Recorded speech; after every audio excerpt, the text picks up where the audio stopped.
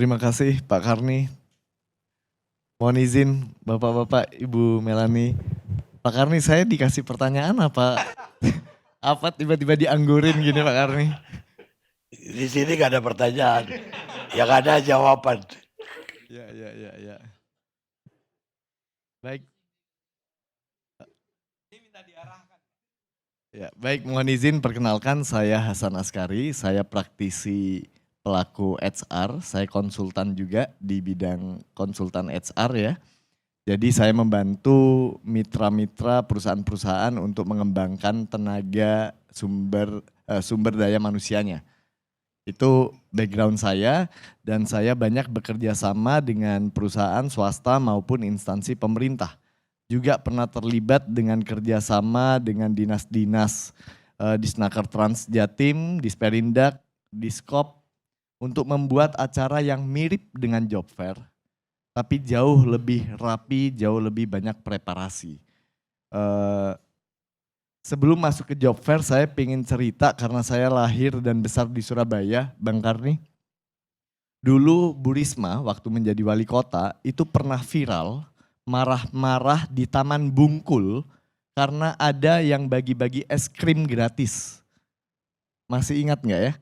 Dan itu Bu Risma marah betul karena merusak tamannya yang begitu berharga buat Bu Risma dan warga Surabaya. Es krim gratis mendatangkan kerumunan warga dengan harapan mendapat es krim mungkin untuk anaknya. Tapi warga Surabaya sebegitu antusiasnya membludak datang ke Taman Bungkul. Bang Karni, itu es krim Bang Karni. Yang di Bekasi kemarin mimpi, harapan.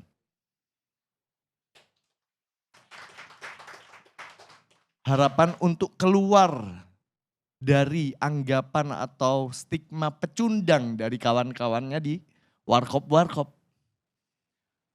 Jadi saat adik-adik saya tadi berbicara itu bergetar Bang Karni. Jiwa kita harusnya memang bergetar persis seperti kata Bang Ade. Harus marah, betul setuju sekali. Karena berbeda dengan yang waktu itu saya pernah jalankan dengan kawan-kawan saya di Disnaker Trans Jatim, itu ada program namanya MGC, Millennial Job Center.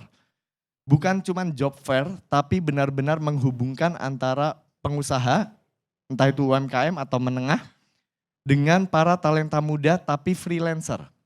Di digital media, sosmed manajemen, food fotografi, videographer, dan itu bukan cuma digabungkan untuk matchmaking ya, perjodohan tenaga kerja dan pencari kerja, tapi diberikan pembekalan, pelatihan teknis, mendatangkan mentor yang luar biasa. Salah satunya partner saya Bang Aan itu, food photographer yang sekali dia kalau ngefoto di restoran bintang 5 itu bayarannya sekian ratus juta. Apakah di Snaker Trans mampu membayar jasanya Bang Aan? Oh tentu enggak, tentu tidak. Tapi Bang Aan mau menjadi mentor karena Bang Aan tahu yang sedang dia perjuangkan itu harga diri dan martabat adik-adik pencari kerja. Jadi saya ingin menekankan pertama di sini itu pekerjaan itu secara psikologis sangat amat penting bagi jiwa manusia. Kestabilan, kepastian pendapatan, lalu harga diri, lalu kepastian anaknya, istrinya bisa makan walaupun sekedar tahu tempe. Gitu. Jadi saya ingin kita sama-sama melihat bahwa isu ini walaupun tidak seksi persis seperti kata Bang Ade, tapi sangat amat penting. Dan lingkaran setan yang bisa terjadi Bang Karni kalau ini terus terjadi, PHK semakin marak, pengangguran semakin banyak, itu daya jual atau daya beli masyarakat atau kemampuan finansial masyarakat semakin rendah.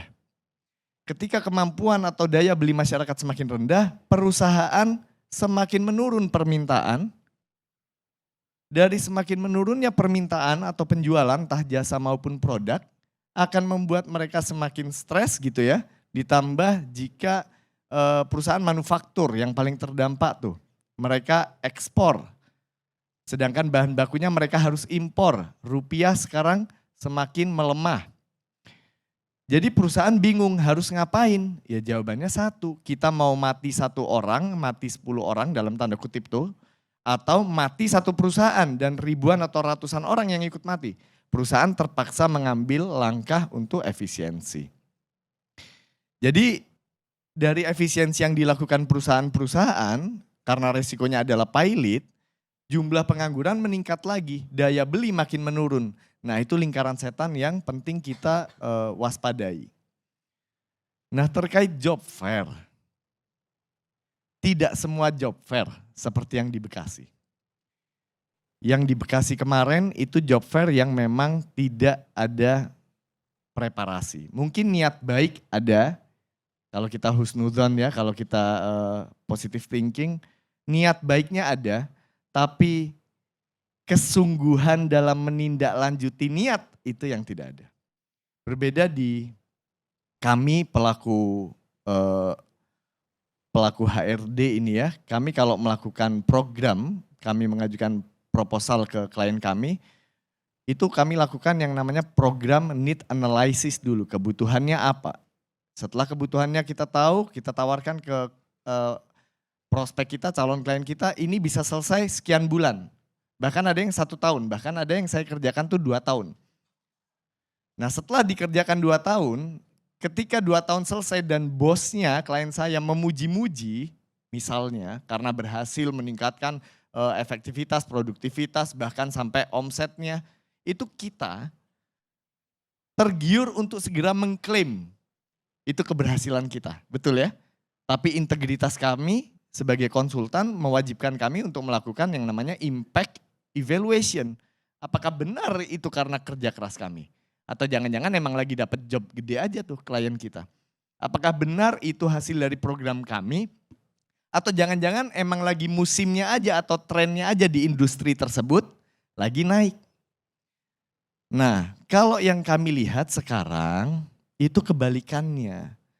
Kenapa kebalikannya? Karena kami melihat saudara-saudara kita di pemerintahan, ada yang ingin segera mengklaim keberhasilan, itu kunci menurut saya. Ingin segera terlihat berhasil. Di budaya kerja kalau di profesional itu, karyawan yang ingin segera kelihatan bersinar, itu biasanya dia sibuk untuk mencari pekerjaan gimmick. Pekerjaan-pekerjaan yang cepat ternotis gitu. Dia akan takut mengerjakan pekerjaan jangka panjang atau investasi program di perusahaannya dia, effortnya, pemikiran yang jangka panjang, itu biasa dia menghindar. Itu pengecut saya bilang tuh. Nah yang diharapkan dari kejadian kemarin itu ada introspeksi kolektif. Kami ya sebagai pelaku dan pemerhati HRD itu harus ada introspeksi kolektif dari 3 pihak. Yaitu kandidat, saudara-saudara kita, kandidat pencari kerja, lalu pebisnis, pemegang dan pemilik modal, lalu yang ketiga adalah pemerintah. Karena kalau enggak, pekerja dan pemberi kerja ini akan terus fight. Yang pemilik modal akan berusaha mendapatkan keuntungan semakin tinggi, semakin tinggi, semakin tinggi. Di bisnis itu kan kalau mau profitnya naik, efektivitas ditingkatkan.